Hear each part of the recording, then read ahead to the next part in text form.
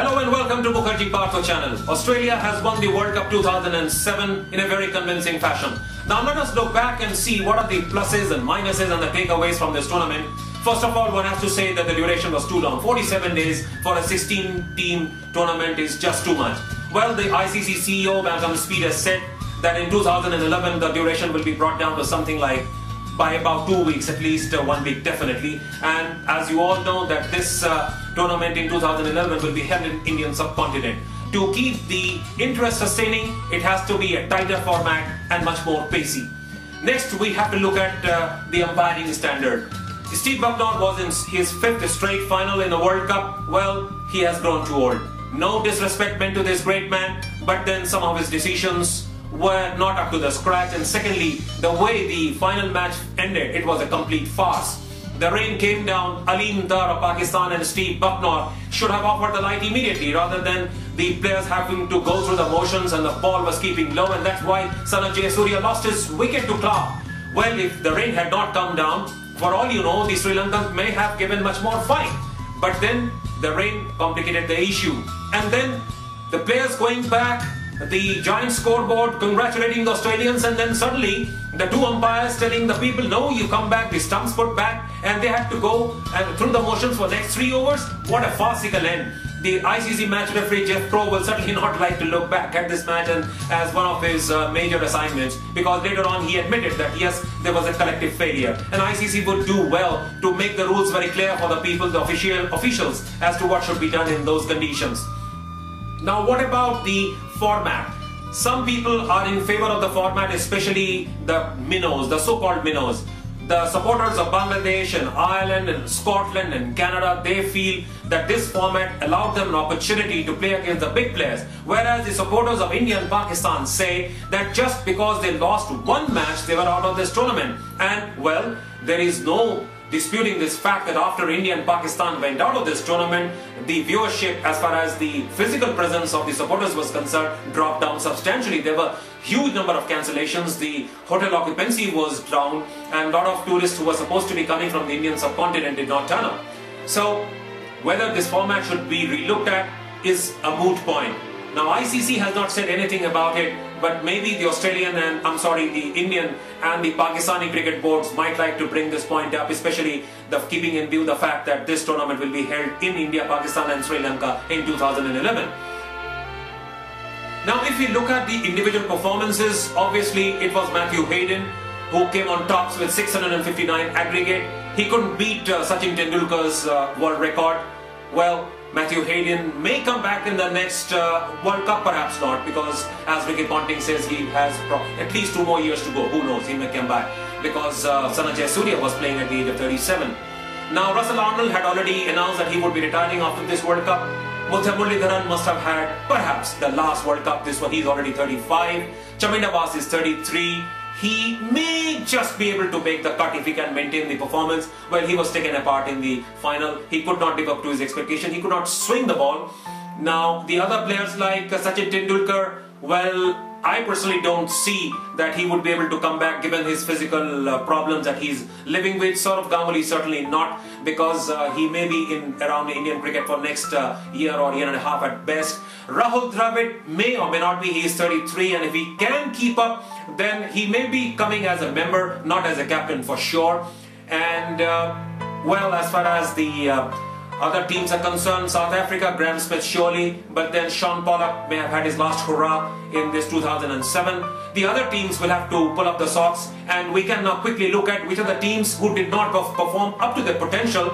And I would say that the South Africans, well, they would not like to hear it. They once again choked where it mattered. So the choker's tag still is around the neck. They have to shed it off. New Zealand had the injury problems when it really hurt them most in the semi-final. Some of the key players were not up to the fitness level they were expecting them to be. So South Africa, New Zealand have to pull up the socks, and they have to come back very strongly so that they can put up a real challenge to Australia in 2011. Australian team seems to be in an awesome situation. Their pace battery has got new people like Nathan Bracken and Sean Tate. In next coming years, in 3-4 years, obviously these people will become more mature and more devastating, and Brett Lee is definitely going to be around. And this Hoggy, Brad Hogg, his spinning is once absolutely beautiful. I wonder how come the Australians do better spinning than the so-called spinners from the Indian subcontinent. The Indians and the Pakistani spinners have to learn a lot from the Australians. Shane Warne is perhaps the best in my view. As far as the fielding is concerned, Australians were generally up to the mark. I would give them something like 90%. The other teams were at times found to be atrocious in fielding department. They have to catch up on that as well. As far as the Indian subcontinent teams are concerned, they will have the crowd support in 2011, but then they will have to have real good team to back it up. Let's see whether the new captain Shoaib Malik of Pakistan can give the necessary impetus, and the new coach of Pakistan Salahuddin can mold the team which can give solid performances in the years to come. As far as India is concerned, there is a bit of fluidity. People don't know who is going to be the new coach. Well, Tom Moody, he brought his team, Sri Lanka team, to the final. He gave an excellent display of what a coach should be. A coach should not be talking to the media like Greg Chappell was doing. Most probably Tom Moody is going to be the coach of Western Australia. He has shown no interest whatsoever for coaching Indian team. So Sri Lanka will have to find another coach, and they will have to keep this momentum. They played very good. Their team will be accorded a warm reception on the return. The Sri Lankan Cricket Board had announced that regardless of the result of the 2007 World Cup final, their team will be accorded a grand gala reception. But then the Sri Lankans have to keep up the tempo.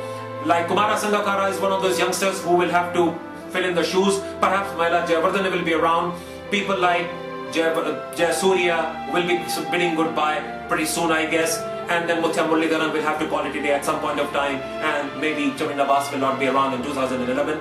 And as far as the other teams are minnows, now some people are saying that the so-called weaker teams like Bangladesh and Ireland show that they can improve their standard if they're allowed to play against the top teams of the world. And as far as the umpiring is concerned, I think even people like Simon Toffel, they gave some very atrocious decisions, as we saw in the semi-final, that Chamara Selva was not out, even Dilshan was not out, and people are not able to pick up the sounds. And I guess the umpires are not going to have the earpiece, because all of them have said that that was more of a nuisance than of a help. And as far as the crowd management is concerned, there will not be a dearth of crowd in 2011, because Indian, Pakistanis and the Sri Lankans are big supporters of that. One of the topics which came up during this World Cup 2007 was about the inclusion of teams like Bermuda, Canada and Scotland. Well, one of the logic that was given in favor of including these teams was that unless they play against the top dogs, they don't get to raise their standards, they don't get to know how high is the bar. So in a way, including their teams in this format is good, and I would suggest that the Canadians, well, their coach has stepped down after this World Cup. They should also have to step up to the plate and improve their performance far more than what they have today, and I'm sure that if they are given opportunities to play against the other teams in some tournament or the other, they will definitely come with better performances, and so is true with Scotland.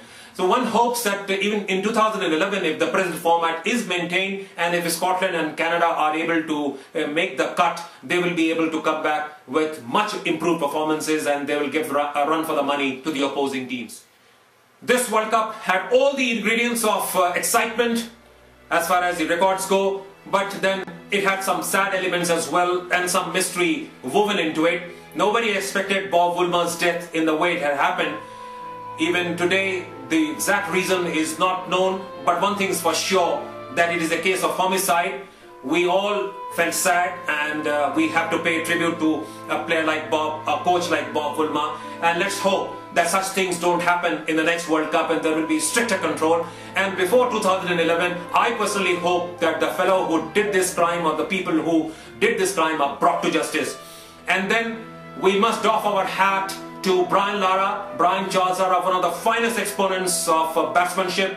He said adores after this World Cup 2007. He will be remembered, but one hopes that he associates himself with this game in some form or the other, and he gives it back to the West Indies cricket in some form or the other, and we will look forward to it. So all in all, World Cup 2007 had some great moments, had some low moments, and had some mystery moments as well, and it was great bringing these moments to you. And from me, Partha Mukherjee, it's saying thank you very much and God bless you.